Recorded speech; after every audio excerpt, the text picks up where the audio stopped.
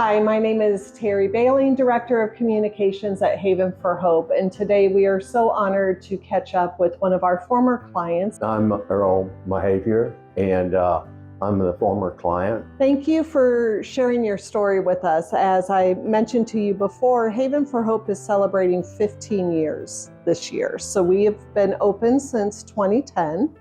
And what we like to do is share with the community stories about clients who have been through Haven for Hope and kind of catch up and hear about what they're doing now. So if we can go back, Earl, to when you first came to Haven for Hope, can you share with us what brought you to Haven and when that was? Okay, be happy to. Well, I retired for the first time in my life back in 2020. Everything was good.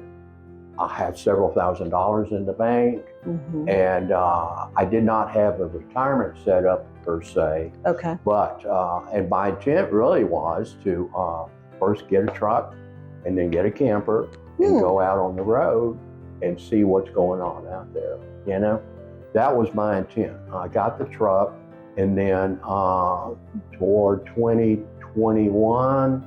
And then 2021, and then going into 2022, I started seeing different things happening economically. Oh. My savings was going faster than I had, and I was frugal. I mean, I wasn't extravagant. I didn't make purchases and stuff like that, really. Right. Except the truck. And that was reasonable. It was doable, you know, for me. But anyway, and I saw that happening.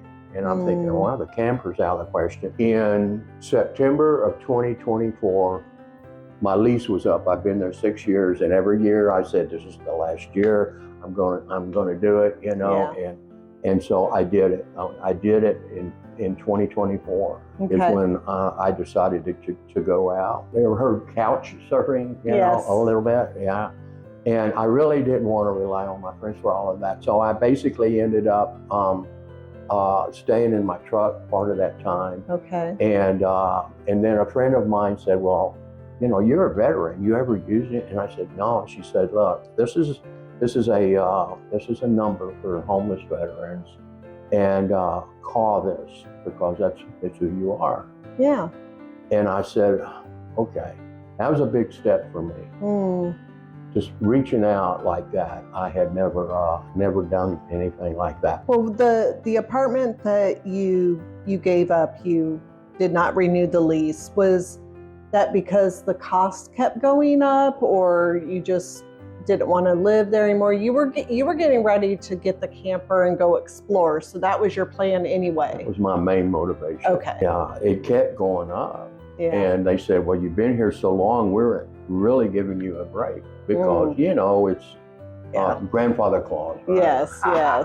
So I tried to play that up as much as possible. But anyway, it was eventually going to completely deplete my savings. And that because you became on a fixed income. Once you were retired, you had your savings. Did you have any kind of military pension or benefits? I didn't use anything from the military. I never used any of those benefits. Okay. That was the furthest thing from my mind. So. Well, and it's interesting that you say that because we've spoken to other veteran clients that have said, well, no, I didn't access those benefits. I didn't think I would qualify, or didn't think I deserved it, or thought somebody else needs those more than I do, not realizing that you do deserve those benefits and you served our country, and that is our country's way of giving back and taking care of our veterans. It could probably, you know, be an easier system to navigate, but that's the importance of our veterans team at Haven, is to help you navigate those services that are available to you. Right. And there were other people that I met in there that were veterans, and they didn't even have a clue. Yeah. They had just come through the door, like, you know. Right. And felt the same way. And because our lives, we didn't need that as part of our life.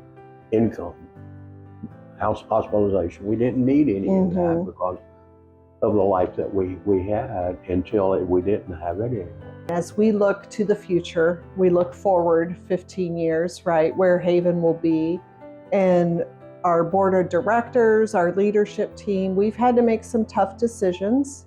We've had to look at what is our future sustainability and how can we better serve the clients we serve. And so we're making that difficult decision to have a capacity when we reach that capacity, not to exceed it, and to ensure that our clients have access to the case management they need, the resources they need.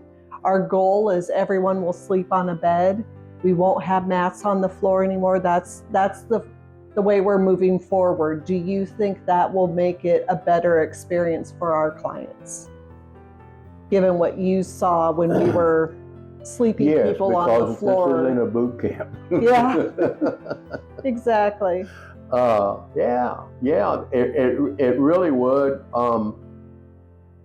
But when you look at the hardcore, when I say hardcore, the homeless person who's been sleeping on that concrete, been sleeping on that sidewalk, and then they've got a little 4-inch, 3-inch mattress to sleep on, my God, and when it's raining, you've got a roof. Absolutely. That transition right there should grab everybody's attention, but I'm not sure that it does. Right. But I reflect back on that, and sure, it was uncomfortable. It wasn't nice. It wasn't, hang in there with it, because it'll be worth it.